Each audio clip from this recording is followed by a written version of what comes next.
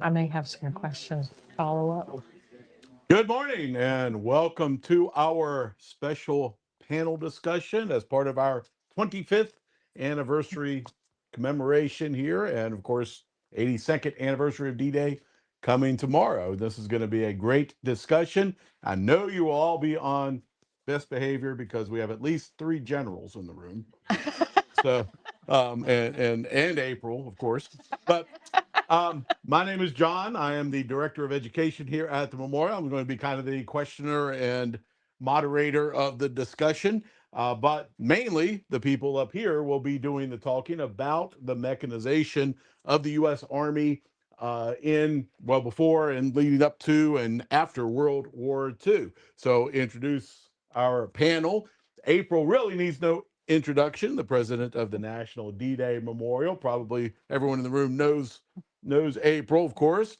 Lee Holland is one of our best friends and great supporter of the National D-Day Memorial, and has he knows a lot about everything. So you will learn a lot from Lee. That is a tough one. Retired Army colonel who served in the Quartermaster Corps, and General Scott West here was the Quartermaster General. I forget what's the number, 49th? 48. 48. Who's counting? 48. Well, someone is. So, 48th Quartermaster General for the United States Army. And so it's a pleasure to have you all here to discuss the mechanization, the history of how the Army became what it is today. And I'll start with, probably for the two of you, mainly a kind of a basic background question for everyone here.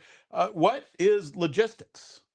Let's have a definition and tell us a little bit about what the Quartermaster Corps does. Well, I'll take a shot at it.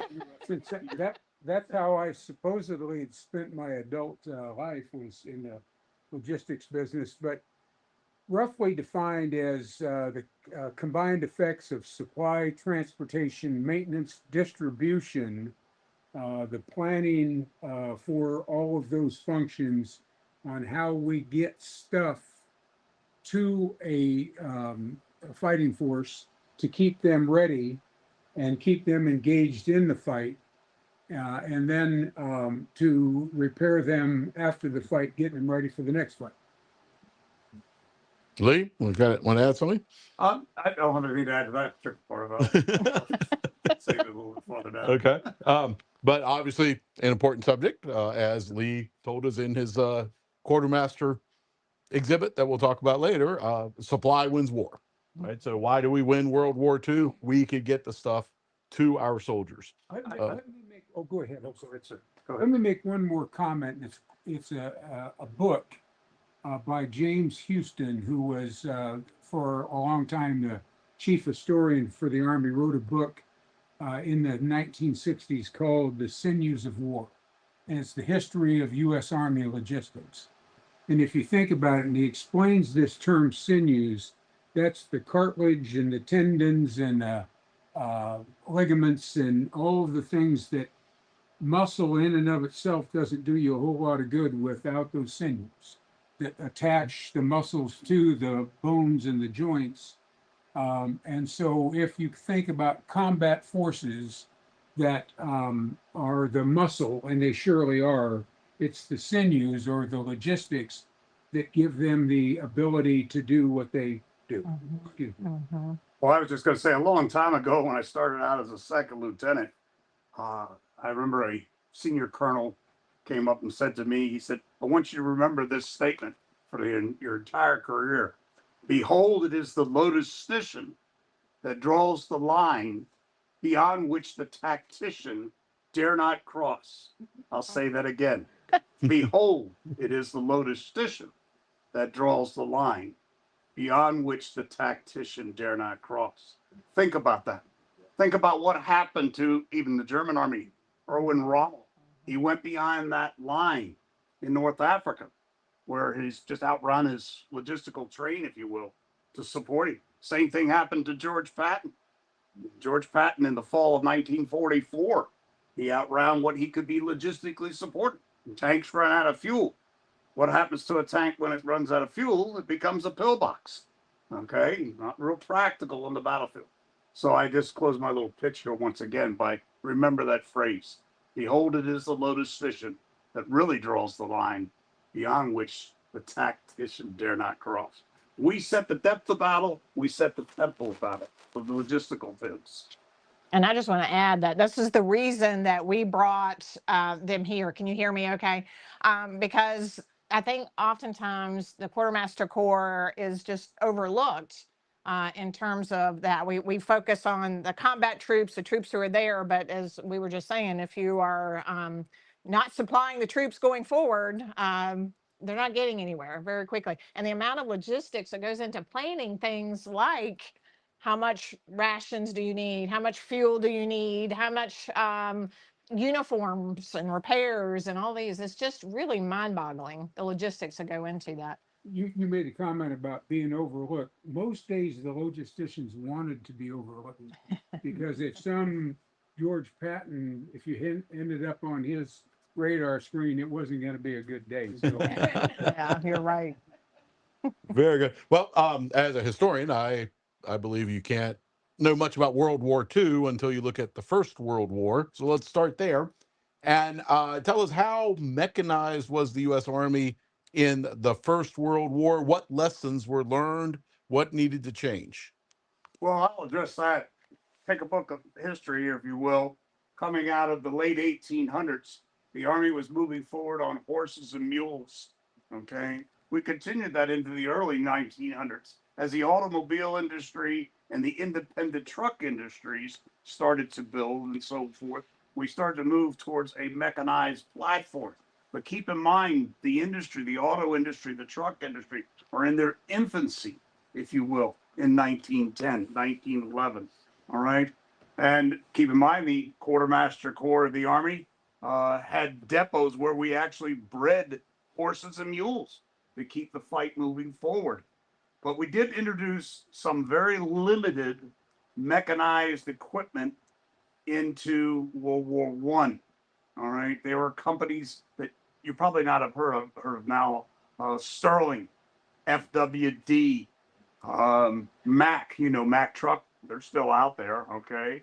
But you had all these quote truck companies that put us into our first real mechanized piece of equipment on the battlefield, known as the Liberty B truck. But it really wasn't until the 1920s, after the Great Depression in 1929, that we really started to see, and I'll talk more about that, heavy mechanization into the military force. And we started to, right here, right near Front Royal, Virginia, just go back to the second. Front Royal, Virginia was one of our largest quartermaster depots that focused on the mounting and breeding of horses and mules.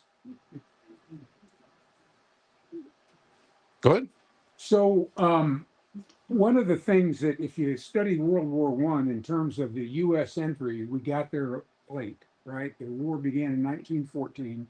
A lot of countries had been played out by 1917 when the Americans showed up. When the Americans showed up, they were equipped with mostly non-American equipment. We were fresh to the fight, but no one had any they'd passed their logistical culminating point. The tacticians had crossed over the line that Lee talked about earlier. And that's why warfare had settled into this nasty trench warfare that were thousands upon thousands of people were being killed in very short periods of time. And if you ever want a lesson in that, Battle of Passchendaele, where the British Army lost 490,000 people in the span of about 2 weeks, which what was then or is today larger than the active component of our United States Army today in the span of about 10 days, I think, because they had run out of the ability to maneuver, and they came to this to this position where they were just stuck and fighting with one another. And I think everyone who learned lessons from World War I knew that the next big conflict was going to be one of operational maneuver. An operational maneuver was going to require a significant amount of mechanization, uh, and that anybody that would show up on the battlefield without that wouldn't be on the battlefield for very long. Is that fair? Yes, sir. So, and very true about the maneuver, because why was World War I so costly? Because they really couldn't move; they could just stand there as targets, in their trenches. So obviously, we got to find a new way to fight a war. Obviously, it's going to involve the internal combustion engine more than, horses and mules. What sort of roadblocks? Let's move into the interwar period now. What sort of roadblocks existed for the U.S. Army to make that transition to, what we would recognize as a modern fighting force? I'll take a stab at that with a quote from a pretty famous Virginian, called by the name of General George C. Marshall, who in 1941 was testifying in front of Congress, and he made the comment that he said, was it being grilled about the trying to get the Army built up, and he said, when I had the time, I didn't have the money. And now I've got the money and I don't have the time. And you think 1941, the war in Europe had been raging for almost 2 years at that point in time. And so it's you can throw a little bit of money at a problem over time and solve the problem, but you can't throw a ton of money at a problem in a very short period of time. The law of physics keeps you from getting to where you need to be. And so there's this full court press, and that log jam, if you will, was pretty much broken when Roosevelt declared that America was going to be what? The arsenal of democracy, right? And then brought the whole of government and the economy of the United States into the play, and it became the miracle of Motown, if you will. And I'll share with you a little quote from one of my favorite generals. And of course, anytime people say, "Oh, I'll give you a quote from," you're expecting to hear from Patton on a particular battle, or MacArthur or somebody. This general happened to be a guy by the name of Somerville, Lieutenant General Rehan Somerville, who was the commanding general of the American ground forces in World War II. And he was talking to a group of automotive manufacturers, and he said words to the effect, the road ahead is dim from the dust of battles yet unfought. No one knows how long this road is, but it was made considerably shorter when our enemies misjudged us and themselves. And he went on to say, when Hitler put his war on wheels, he ran it right down our alley. When he hitched his chariot to the internal combustion engine, he opened up a new battlefront, a battlefront that we know well. It's called Detroit. And they, if you ever watch the movie Tora, Tora, Tora, where the Japanese admiral says, I fear we've awakened a sleeping giant. When Hitler attacked with blitzkrieging forces into Poland and Czechoslovakia and other places on the move, and eventually into Russia, this awoke the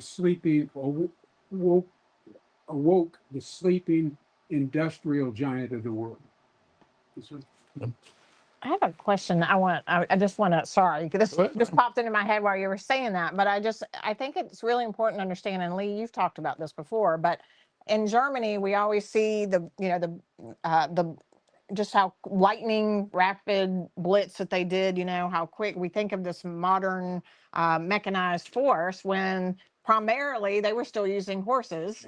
But also they didn't have the advantage that we have because industry, everything was very standardized. It was making sure. Can you talk a little bit about just what a difference that make? Because by standardizing everything, it gave us a big advantage to produce what we did. Well, as we came out of World War One, let's say 1918, 1919 timeframe, think about where the automobile industry was, and then think about where the truck industry was.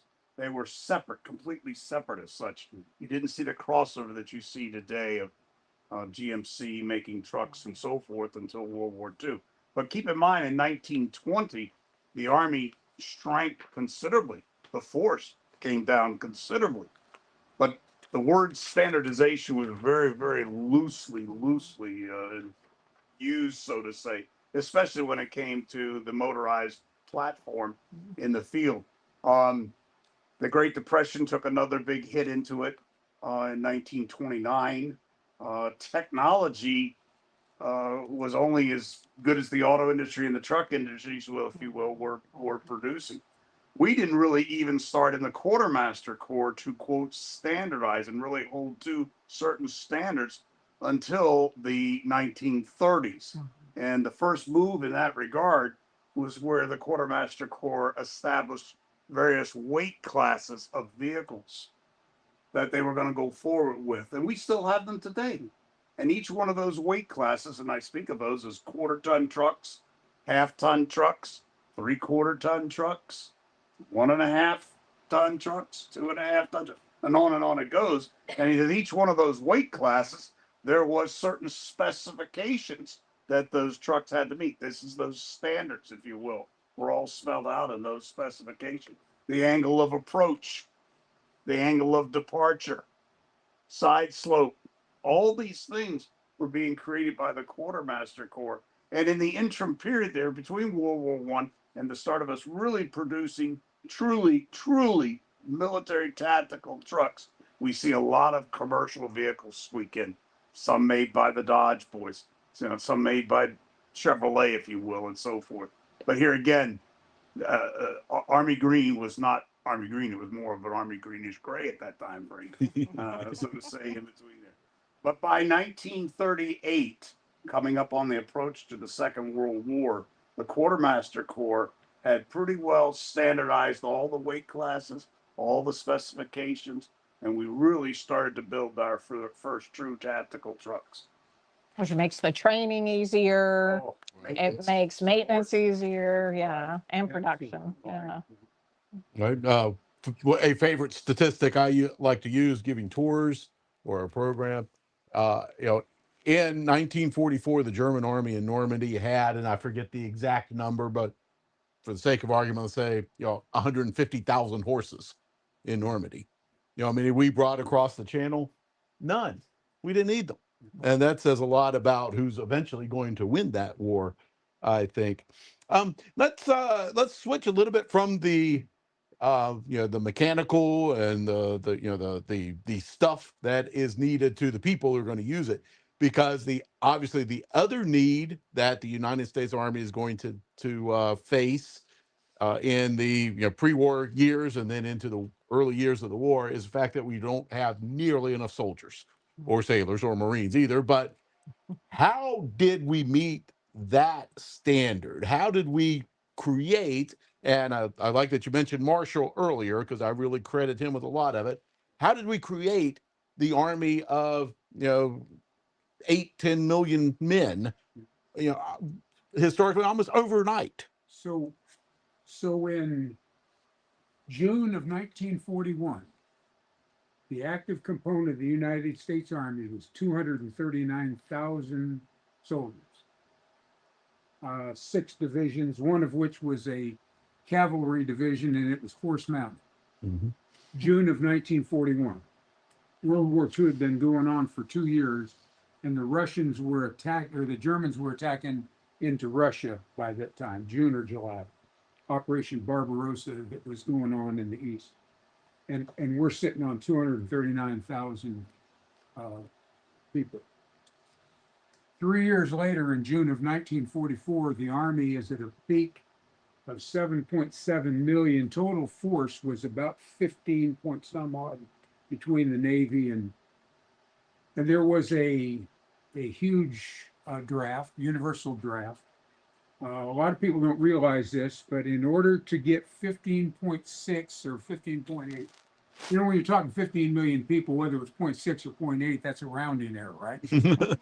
So a lot of people don't realize that in order to get 15.6 million men, mostly men, into uniform, you had to send draft notices to 24 million of them.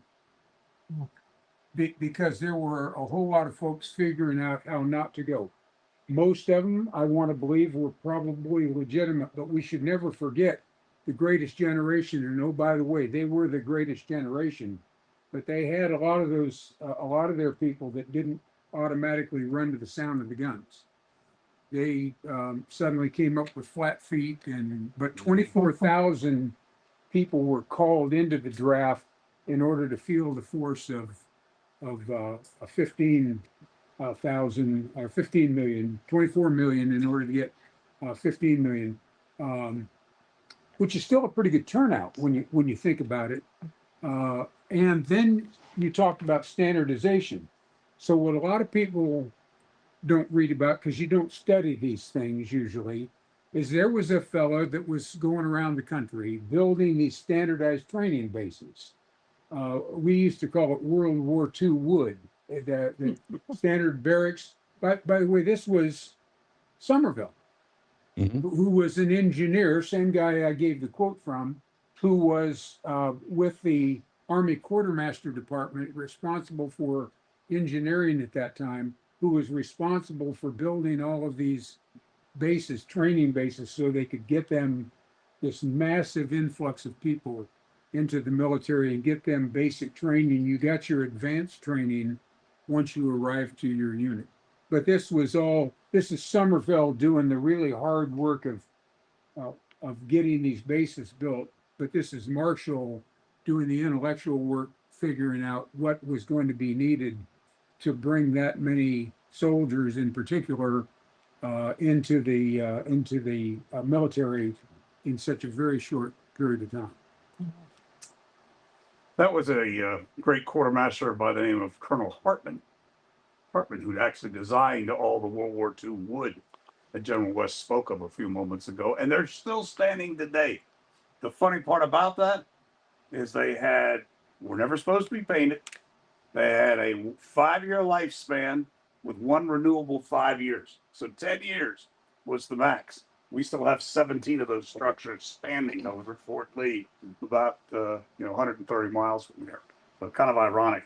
But General Hartman really deserves all the credit for the design, and he headed the construction division. If General West, if you're walking by one of those facilities, put your cigarette out before you get too close. Or don't smoke at all, but certainly. And that's pretty impressive when you think about the fact they're going from, over 200,000 troops to about 7.7 million, that you have to build all of these, construct these barracks and places for them almost practically overnight. And the quartermaster corps is doing that. They're building these. One right there with the picture of the Bedford boys for Camp that's Meade. right, Yeah. that's right. And what else was at work here was where were you going to put them? Wherever Congress told you to put them, right? Because just like today, I'm okay with it as long as you build it in my voting district, right?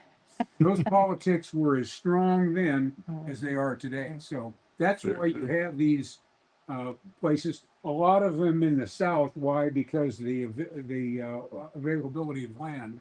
If you go down to Fort Bragg, North Carolina, that part of North Carolina, nobody wanted it anyway. You couldn't farm it, and you couldn't raise cattle on it, and so give it to the Army. Why not? and a lot of people don't know this, but all that really ties back to President Roosevelt's promise to the mothers and fathers of America: if you give us your son, we will provide 2 things were in the guarantee. Does anyone know what the 2 were? I'll give you a warm place to sleep, and I'll give you indoor plumbing. Yeah. We take that for granted today. Yeah. But in the 1930s, 40s, when all this is taking place, that's luxury living. And that was really what drove the design which was done by a Captain Walters under Colonel Hartman, so forth. So another little trivial piece. All right. Well, obviously here we like to talk about D-Day. So let's give some time to the Normandy invasion. Whole new challenges of supply, of logistics in a moving front through France and into Germany. So, how did the quartermasters supply the beachheads on D-Day, and then more importantly after D-Day? Well, let me just say, sir, can I go first? I've been talking a lot. The typical D-Day soldier hitting the beach that morning had 76 items on their person, if you will, managed by the Quartermaster Corps. This is well documented. You can take a soldier standing there in the buff, so to say, and you put a pair of socks on him, one item. You put a pair of boots on him, second item. You put a pair of laces in those boots, the third item. You put an underwear on him. You put a t-shirt on him. You put a jacket on him, wet belt with all the gear. Very quickly, it gets to that average of 76 that were provided by the Quartermaster Corps. It's a pretty incredible number. And you got to realize all of that had to come in over the beachhead. And I can talk, quickly about the fuel aspect of it. The fuel, which was being refined predominantly in the United States as well as England, was actually being put into steel drums, a 55-gallon steel drum. That design really hasn't changed much since that time period. The Quartermaster Corps, I've researched down, had one company in the force structure, if you will, by D-Day, who got credit for that, which was a barrel company. Now, that would be a little embarrassing to me to say I command the 438th whatever barrel company. I'm not sure how well that would go over, but they took the fuel for the bulk source, put it in barrels, and then when they got to the beachhead, if you will, they rolled those 55-gallon drums out. Any fuel going forward, remember, there's no forklifts, there's no cranes that morning of 6 June, okay? But from that point going forward, it was all put into 5-gallon cans, a 5-gallon jerry can. And we'll talk more about that in the next building, but we had stolen that idea from the Germans. It's Why it's a jerry can. Story, but that's why we call it the jerry can. That ties back, if you really want to go back and follow it, the Tom and Jerry cartoon. Remember the Tom and Jerry, the cat? All right. Well, anyway, but you got to keep in mind, as the force was moving forward, after the beachhead was established, we were consuming roughly 800,000 gallons of gasoline a day to move that force forward. 68 octane. Can you believe that? Everybody's been asking me about that for the last 2 days. All right. We eventually had 80 octane fuel that went into our tanks and half tracks. But you go put 68, if you can find it, into your car today. I mean, it would just beat itself apart. Okay. But we had to keep that force, if you will, moving forward. And it took that much gasoline and fuel, which was all the responsibility of the great Quartermaster Corps. And what makes it even more amazing to me is the fact that there's no ports, that they are, that of course we talk about the mulberries a lot here, and getting those supplies there, but also that they're literally on the beaches. I mean, we have quite a few quartermaster men on our wall, who they're unloading supplies under fire. It's really staggering when you think about what they were up against and getting all these supplies, creating these supply depots or areas on the beach, moving supplies, directing traffic, making sure everything gets where it needs to go. It's pretty staggering, really. And never, ever would I do anything to diminish what the men of D-Day did, the infantry and armor and artillery engineers. Never should we diminish what they do, but you ought to think about two things. One is, how did they get there? And the second question is how did they stay there? Mm-hmm. Because if you can't get logistics in on day one, or if you can't get all the logistics into the flow, you can't get them there. And that's this massive national industrial mobilization that we talked about that the Quartermaster Corps played a very huge part in. But it's the collective of all the Higgins boats and the gliders and the tanks and um, the conversion of industry to build M1 rifles, as an example. Who knew the Singer sewing machine built M1 rifles for infantrymen in World War II? But every now and again, you'll find an M1 Grand with the Singer insignia stamped on it. I got a buddy, he's got an M1 Grand, you know him, Terry Jaskowiak, worked for IBM in his second career, and he got a Grand that was made by IBM. And the Saginaw Stamp Works, where a lot of these things were assembled, most of that contracting was done by the Quartermaster Corps. And so this huge effort to build a national capability to get 156,000 people onto the beach, and then brute force logistics of these young quartermaster soldiers rolling drums of fuel out of the water and across the beach to keep them there.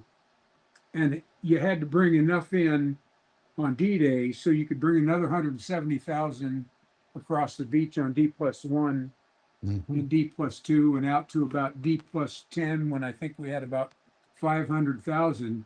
You got to feed them. Yep. And you got to fuel them. You got to bring in lots of medical supplies. Sadly, you got to bring in a lot of medical supplies.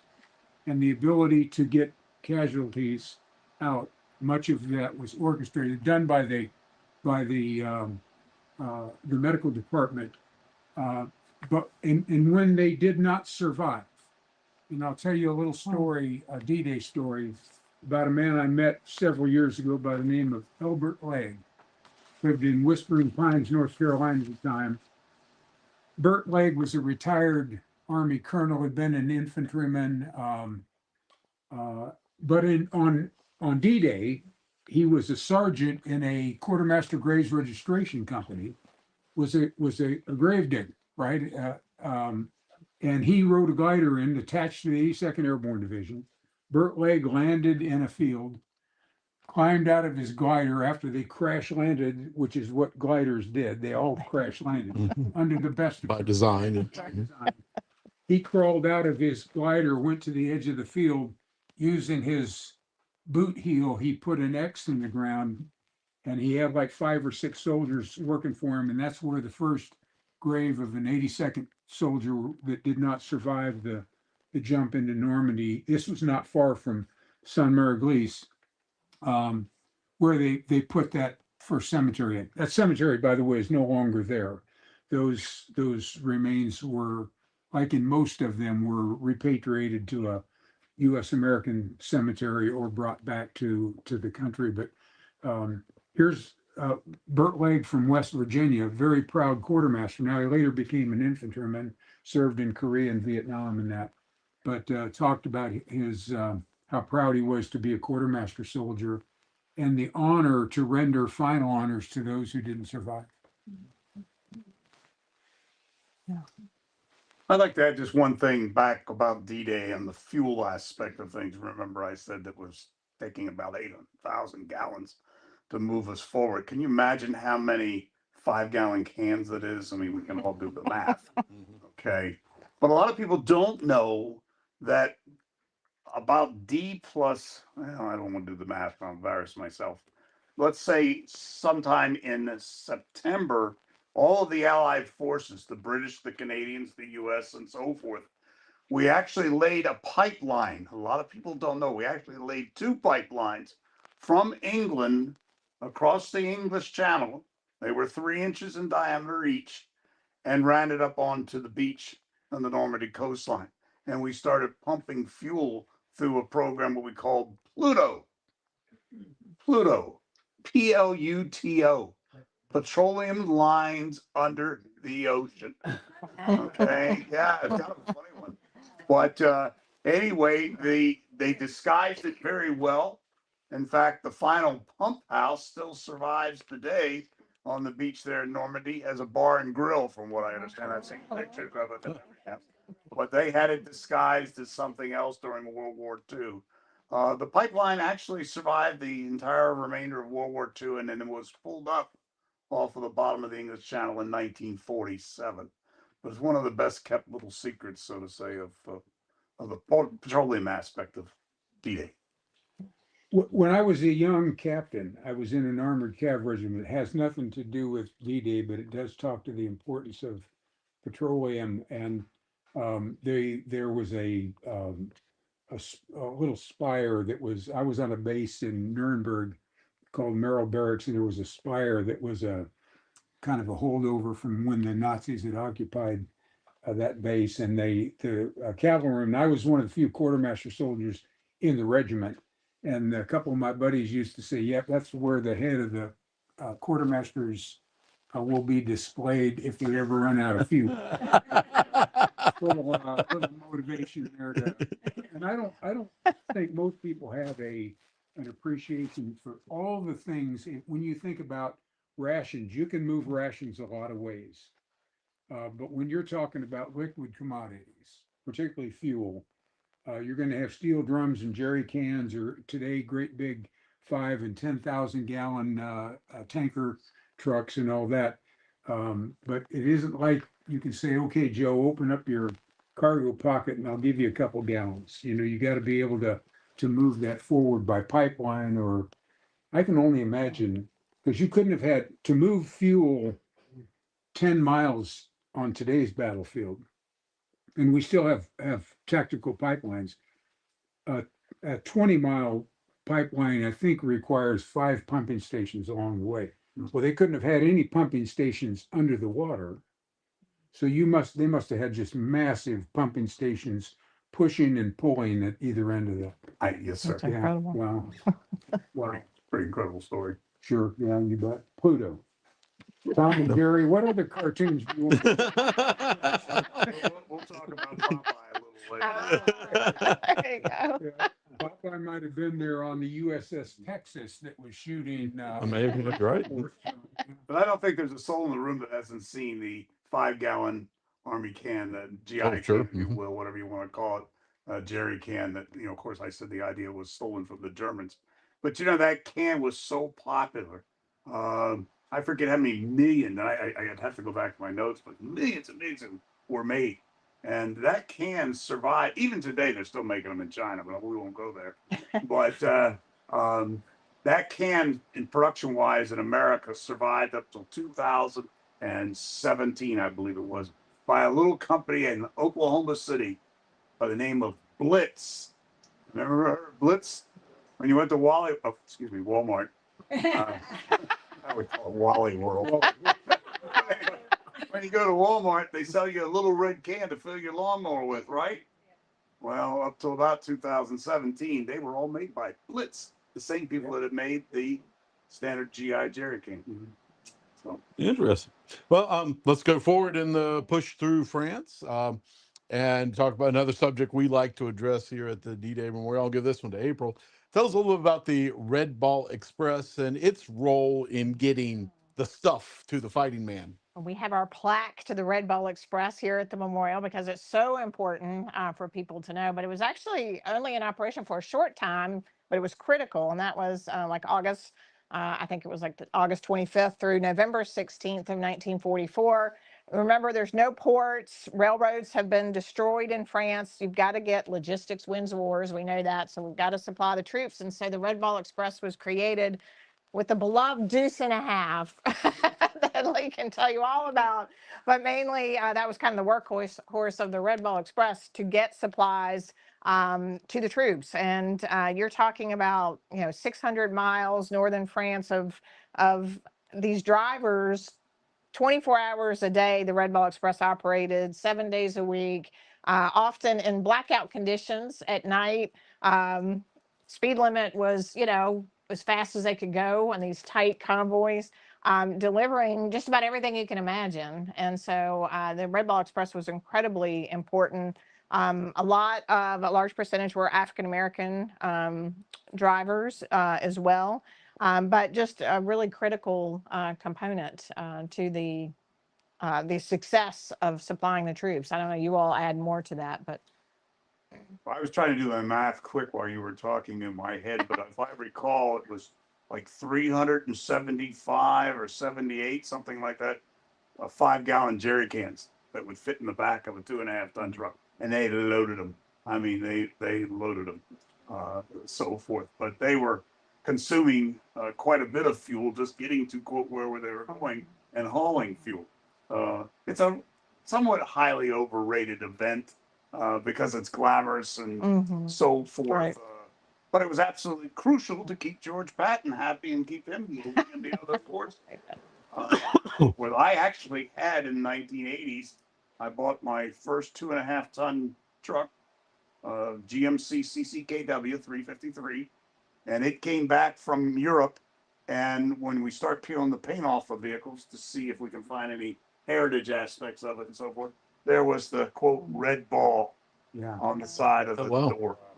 And there's pictures of it. And then I eventually sold the truck to the fellow that owns the publishing company up in Minnesota.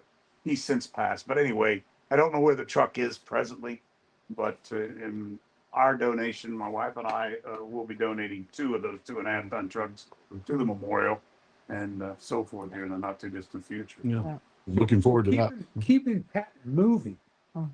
Keeping him happy. Remember, he's moving, and he's moving a lot faster than anyone thought he would. And his line of communication is elongating every day. He's getting further and further away from his support base and closer to that line he can't cross. And this is why the Red Ball Express, at one point in time, Eisenhower made a decision to start stripping infantrymen out of infantry divisions to put them to work as truck drivers. It was that important. Very good. Yeah. And driving the trucks, the technology at the time, and I mean, it's just a long day. Yeah. I mean, by the time you've gone a mile, you see you're like on 100 miles, double clutching. I mean, just not a pleasant day. It's not the modern Freightliner Kenworth type of ride, so to say. Double clutching. Here you go. And now we have a generation of people, the clutch is still there, but they don't have a clue what double clutching means. Or single clutching, yeah. They don't know the clutch is there. It's still there, but it is all automatic these days. We have a challenge getting past drive. So we can talk all day about the miracles of logistics in World War II and the importance in winning the war, but it'd be a misconception to say it was a perfect effort. So what were some of the mistakes, some of the deficiencies in logistics in World War II? Sir, I was going don't want to get me started on that. So some of the deficiencies, we actually overproduced at a point in time. You know, your production is on kind of a rheostat. When you think about, and I'll tell one other little story here about William S. Knudsen. I don't know how many of you know that name. Born in Denmark, raised at age 19 or 20, comes to the United States as an immigrant, gets into the automotive, actually the bicycle repair business, and works his way up to the miracle of Motown. He becomes the president of General Motors. In January of 1942, he wakes up and he's got orders from Roosevelt.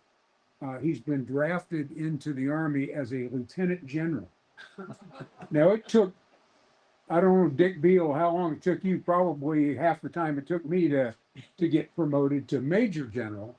Day one, he's a lieutenant general. And why is that? The arsenal of democracy needs somebody who can actually lead that kind of a production effort. He also needed to have certain military authorities, and you weren't going to find a serving general with the right management skills. So they took the guy with the right management skills and made him a very successful Army officer. but it's full speed ahead with a manual supply chain control and production, and not knowing how successful you would be at the other end. It's very hard to ramp that down, and to the point where when it was clear that by early 45, by February 45, we knew that the end was very near. A lot of people thought that the war would end before December of 44. But then it's very difficult to make the decision to ramp that production down. The other thing about logistics was, and it goes back to the underestimating the capabilities of the United States. There's a diary of that was captured from a German officer who later, he survived the war, and he was being interviewed, and he said, at what point in time did you realize we were going to lose the war? And he said, I was sitting on a bluff watching the U.S. Army build a rail line from the beach. Basically, they had repaired most of the rail heads had all been destroyed in and around Normandy, and as they're repairing those and inching forward and carrying tanks and all kinds of stuff, but when he said, I saw the amount of logistics materials, rations, fuel coming forward, he said, I knew that we lost the war at that point in time because we were going to be inundated by that. I don't know, that really doesn't get after what some of the mistakes were. I guess one of the other things, so if you ask about the cross-channel invasion in 44, why not 43? We weren't physically capable of doing it. We didn't have the stuff in 43. So I guess perhaps the biggest mistake was not cloning Andrew Jackson Higgins 2 years earlier, putting him to work on Higgins boat. Fair? Yes, sir. Well, Take an answer from the audience. oh, yes, General Bill. I can't cite a specific example of World War II, but I'm sure they exist. One of the problems in shipping material is that in those days, when things were coming out of Army depots, you might have an entire van load of nothing but carburetors.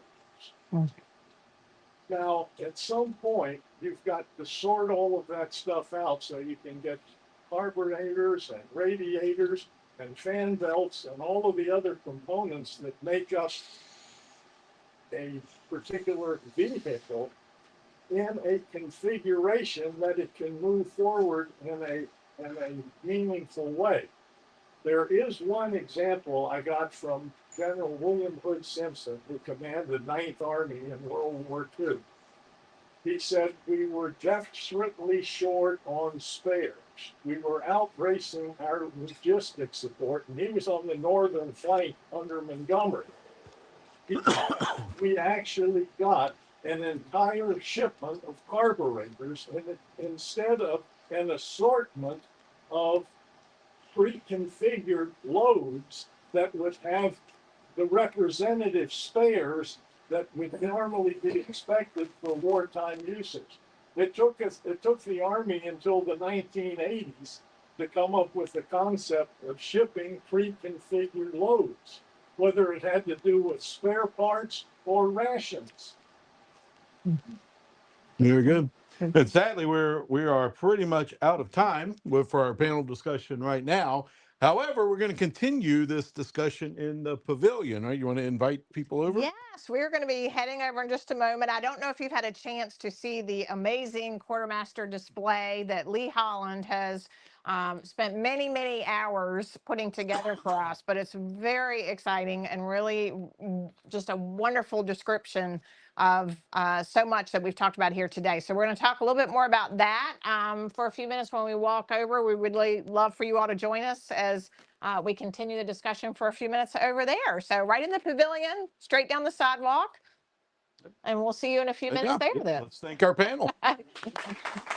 Thank you. Go Army.